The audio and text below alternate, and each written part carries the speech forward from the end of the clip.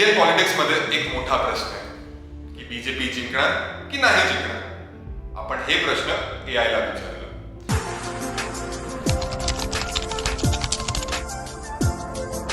नमस्कार, मी रुद्रेश जोशी आणि आज मी तुमच्या समोर घेऊन आलोय की AI ने बीजेपीच्या चान्सेस बद्दल काय सांगितलं.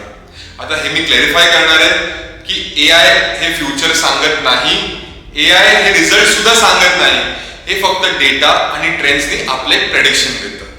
आता याची बीजेपीचं काय प्रेडिक्शन दिलं. सर्वात पहिले बीजेपी कुठे स्ट्रॉंग येते ग्राउंड लेवलवर. त्यांचं जे नेटवर्क आहे, त्यांचं जे बूथ लेवल नेटवर्क आहे, त्यांच्याकडे कार्यकर्ते आहेत ते भरपूर स्ट्रॉंग आहेत. तर तिकडे बीजेपी बाकी जी पार्टीज आहे त्यांना मात देऊ शकते, तिकडे ते जिंकू शकतात.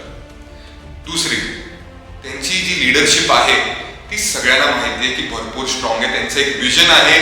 त्यांचे जे लीडर आहेत त्यांना माहिती आहे की कोणाला वोट द्यायचंय, कोणाला नाही द्यायचं. त्यांना माहिती आहे कोण पॉवरमध्ये येणार जर वोट दिलं, कोण नाही येणार. इकडे त्यांची एक पॉवरफुल म्हणू शकतात एक पॉइंट त्यांना मिळतं. तिसरं, त्यांचं एक्सपिरियन्स.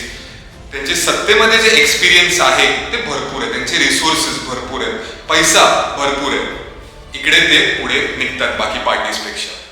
जिकडे ते मार खातात हे चौथं पॉइंट आहे, ते अँटी इन्क्युबेन्सी. भरपूर जागेवर जे बीजेपीच्या साठी भरपूर अँगर, भरपूर डिस्ट्रस्ट हे निर्माण झालं.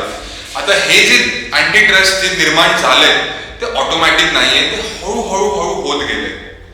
त्यांची जे लोक आहेत तिकडचे त्यांचे प्रॉब्लेम सॉल्व्ह नाही झाले आणि म्हणून लोकांना हा बीजेपीवर राग आहे आणि हे त्यांना एक मायनस पॉइंट देऊ शकतं.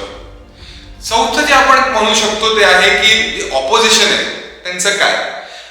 इतिहासने सांगितलं आहे की जेव्हा ऑपोजिशन एक होतात तर बीजेपी साठी एक कॉम्पिटिशन हे होतं.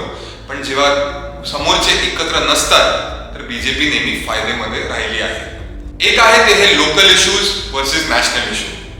जे लोकलमध्ये बीजेपी जेव्हा जॉब किंवा करप्शन किंवा महंगाई ह्यांच्यावर गोष्टी होतात, बीजेपी कुठे ना कुठे थोडी लॅग करते.